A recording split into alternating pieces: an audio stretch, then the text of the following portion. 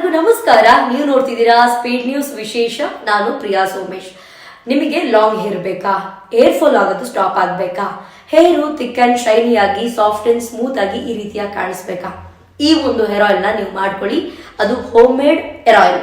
ಇದರಿಂದ ನಿಮ್ಮ ತಲೆ ಕೂದಲು ಉದುರೋದು ಸ್ಟಾಪ್ ಆಗುತ್ತೆ ಒಂದೇ ತಿಂಗಳಲ್ಲಿ. ಇದನ್ನ ನೀವು ಬಿಡಬಾರ್ದು. ಈ ಹೇರ್ ಆಯಿಲ್ ನ ಮಾಡ್ಕೊಂಡ್ಮೇಲೆ ಪ್ರತಿ ಟೈಮ್ ನೀವು ಎಣ್ಣೆ ಹಚ್ಚಬೇಕು ಅಂತಂದಾಗ ಇದೇ ಆಯಿಲ್ ನ ಬಳಸಬೇಕು.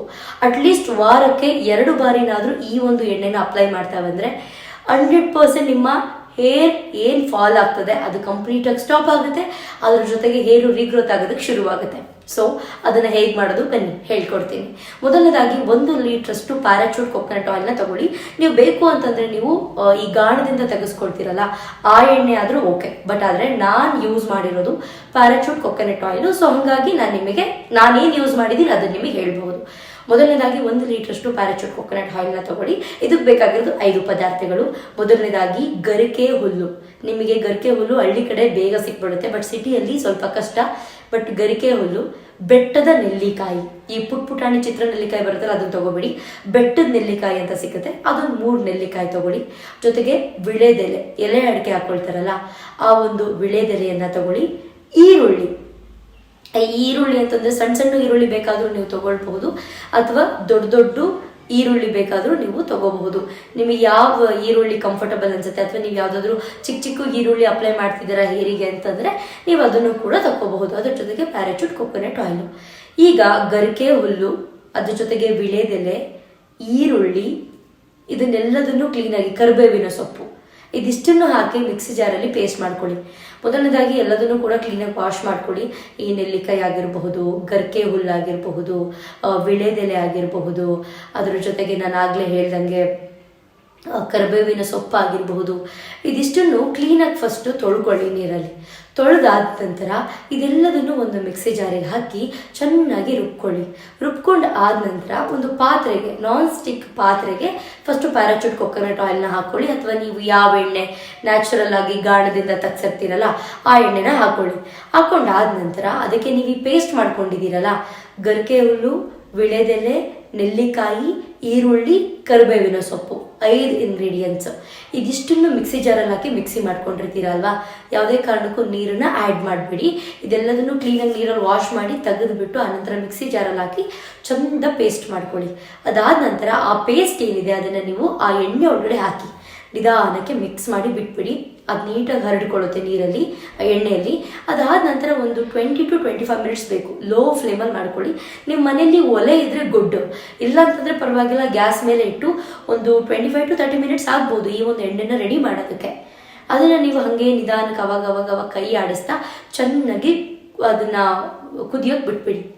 ಲೈಟ್ ಆಗಿ ಬ್ರೌನ್ ಆಗುತ್ತೆ, ತೀರಾ ಬ್ಲ್ಯಾಕ್ ಆಗಬಾರ್ದು, ಅದು ಸೀದೋಗ್ಬಿಡುತ್ತೆ.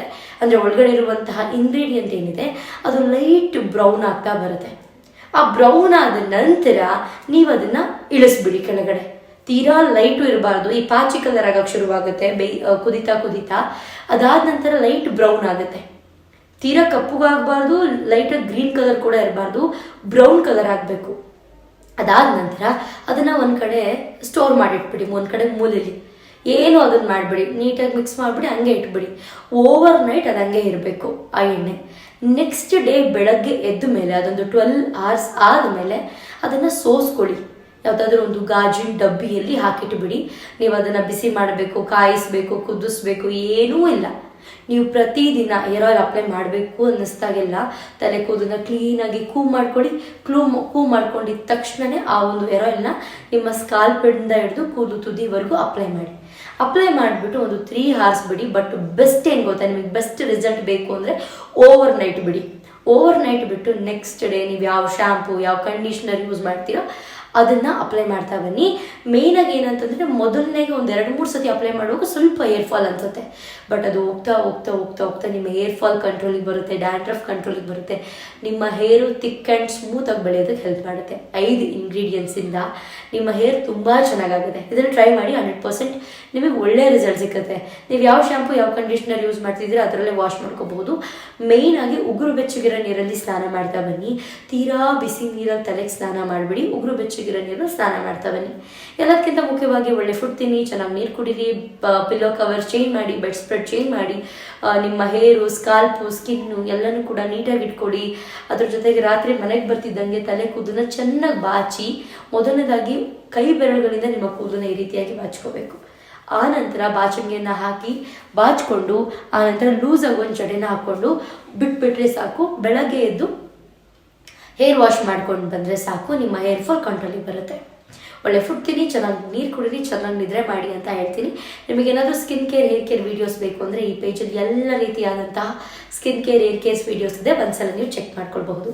ಇದಾಗುತ್ತೆ ಇವತ್ತಿನ ವಿಶೇಷ. ನೋಡ್ತಾ ಇರಿ ಸ್ಪೀಡ್ ನ್ಯೂಸ್ ಕನ್ನಡ. ನಮಸ್ಕಾರ.